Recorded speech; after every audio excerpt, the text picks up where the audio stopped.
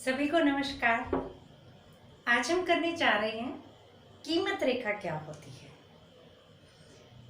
आप मान के चलिए आप दो वस्तुएं खरीदने बाजार में जाते हैं।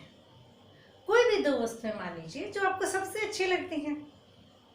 हो सकता है आप कुरकुरे चॉकलेट लेने जा रहे हो सकता है आप अनार और सेब लेने जा रहे हो सकता है संतरा और अमरूद लेने जा रहे हो। कोई भी दो चीज़ें आप बाजार में खरीदने गए।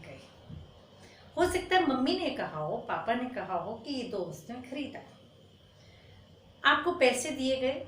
अब पहली शर्त यह है ना कि आपके पास पैसे होने चाहिए, है ना। और वो पैसे आप पूरे खर्च करें इन दो वस्तुओं पर, तो आप कितनी कितनी इकाइयां खरीद सकते हैं कि आपके पूरे पैसे खर्च हो जाएं। वो जो कॉम्बिनेशन आप बनाएंगे ना, उसको जब हम चित्र से स्पष्ट कर दें कि इस चित्र से स्पष्ट है कि आप इतने इतने कॉम्बिनेशन खरीद सकते हैं, तो उसको हम कीमत रेखा नाम से पुकारते हैं। कीमत रेखा क्या होती है? वह रेखा जो दो वस्तुओं के ऐसे संयोगों को प्रकट करती है जिन्हें कोई उपभोक्ता अपनी दी गई आय से खरीद सकता है। ठीक है, अब चलते हैं बाजार आपकी पसंद की चीजें लेने। मान लेते हैं ना पापा ने मम्मी ने पैसे दिए। मान लीजिए आपके पास 100 रुपए हैं, है ना।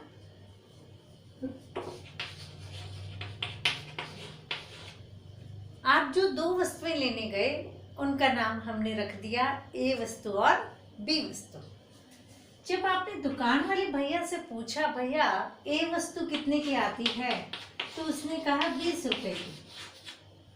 और जब बी वस्तु का प्राइस पूछा आपने तो उन्होंने कहा 10 रुपए की। प्राइस ऑफ ए 20 रुपए है, प्राइस ऑफ बी 10 रुपए है। जरूरी नहीं है कि बाजार में जाएं तो कीमत यही हो, कुछ भी कीमत हो सकती है ना। कोई भी प्राइस हो सकता है। अब देखिए इन कीमत पर और इस पैसे से आप कितनी कितनी इकाइयां खरीद सकते हैं। चलिए हम टेबल बनाते हैं। ए वस्तु और बी वस्तु। देखिए अगर इस पैसे को हम ए वस्तु पर खर्च कर दें सारा, तो कितनी आ सकती हैं? 20 रुपए की एक है बाजार में चीज। ठीक है, मान लीजिए संतरे हैं, 20 रुपए का एक संतरा है, आपकी जेब में 100 रुपए हैं। आप कितने संतरे खरीद सकते हैं? 5। ये 5 लिख दिया मैंने। उस स्थिति में आपके पास बी वस्तु खरीदने के लिए कोई पैसा नहीं बचा, 0, है ना। अब मान लीजिए आप इसकी 4 इकाई खरीदते हैं। आपके कितने रुपए खर्च हुए? 20 चौका 80 रुपए आपके खर्च हुए। कितने बच गए? 20 रुपए बच गए, क्योंकि आपके पास 100 रुपए थे। तो कितनी इकाइयां खरीद सकते हैं इसकी? 2 इकाई खरीद सकते हैं। अगर हम इसकी 3 इकाई खरीदें तो 60 रुपए खर्च हुए, 40 बच गए। इसकी 4 इकाई खरीद सकते हैं। अगर हम इसकी 2 इकाई खरीदे तो कितने पैसे बच गए? 60 रुपए बच गए, 6 इकाई खरीद सकते हैं। और अगर हम इसकी 1 इकाई खरीदें तो इसके 8 इकाई खरीद सकते हैं। और अगर इसकी 0 इकाई खरीदें तो इसकी 10 इकाई खरीद सकते हैं। क्लियर? ये वो कॉम्बिनेशंस हैं जो उपभोक्ता इन दिए गए पैसों से खरीद सकता है। ये first combination, second combination, third combination, fourth, fifth and sixth, ये वो संयोग हैं जो उपभोक्ता अपनी दी गई आय और दी गई कीमत पर खरीदने में सक्षम है। ठीक है, अब जब हम इसी को जब हम चित्र से स्पष्ट कर देंगे, इसका चित्र बना देंगे, तो उसका नाम क्या हो जाएगा? कीमत रेखा। तो कीमत रेखा वह रेखा है जो दो वस्तुओं के ऐसे संयोगों को प्रकट करती है जिन्हें उपभोक्ता अपनी दी गई आय से खरीद सकता है। क्लियर? हमने जो टेबल बनाई थी, मैंने उस टेबल को इधर शिफ्ट कर दिया ताकि बोर्ड पे इसको बनाना पूरी चीज आ सके आपके सामने।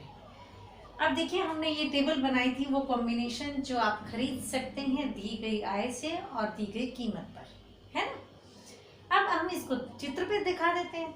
ए वस्तु ले लिया एक्स एक्सिस पे, वाई एक्सिस पे बी वस्तु ले ली, इक्वल 1 2 3 4 5।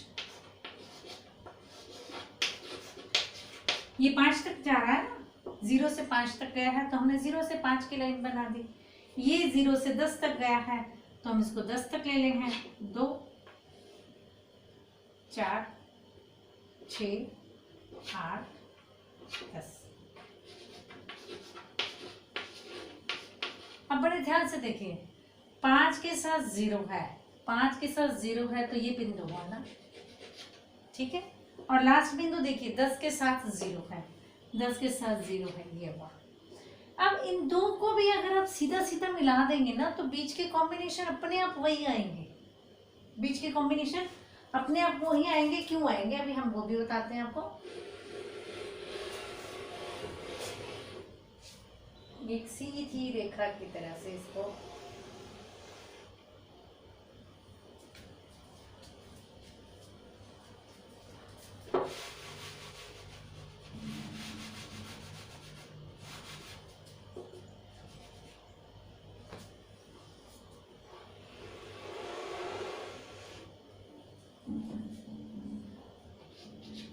ये देखिए, इन दोनों को हमने मिला दिया तो जो कॉम्बिनेशन बीच के आएंगे वो वही कॉम्बिनेशन आएंगे जो आप इससे बनाते तो आते। क्यों ऐसा क्यों आता, मैंने क्यों कह दिया कि आप एक सीधी रेखा इससे लेकर इसको मिला दीजिए, बिल्कुल स्ट्रेट मिला दीजिए तो कीमत रेखा आएगी। ऐसा क्यों है, क्योंकि जो प्राइस है ना दोनों चीज़ों के बेटा वो फिक्स हैं।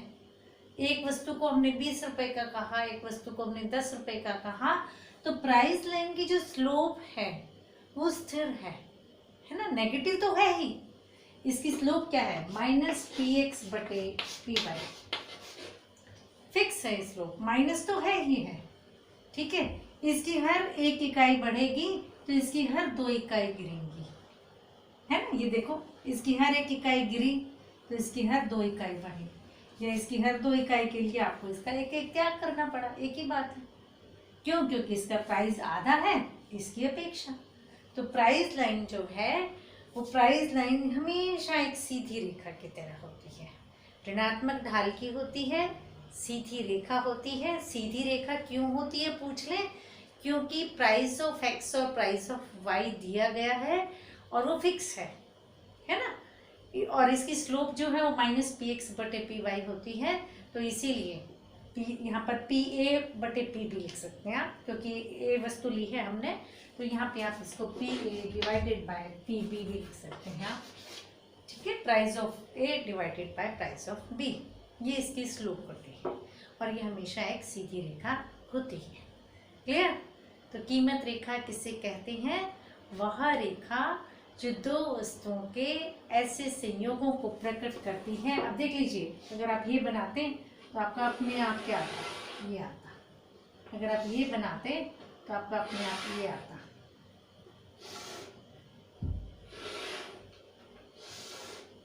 देखिए ये कॉम्बिनेशन अपने अब आपकी सीधी रेखा होगी ना बेटा, आपका कॉम्बिनेशन सीधा प्राइस लाइन पे वही कॉम्बिनेशन बनेंगे जो आते हैं। आपका पेपर में टाइम कम हो तो बॉक्सेस बनाने की जरूरत नहीं है, सीधा सीधा आपने 5 लिखा और इधर 10 लिखा, दोनों को मिला दिया, कीमत रेखा बन गई। क्लियर।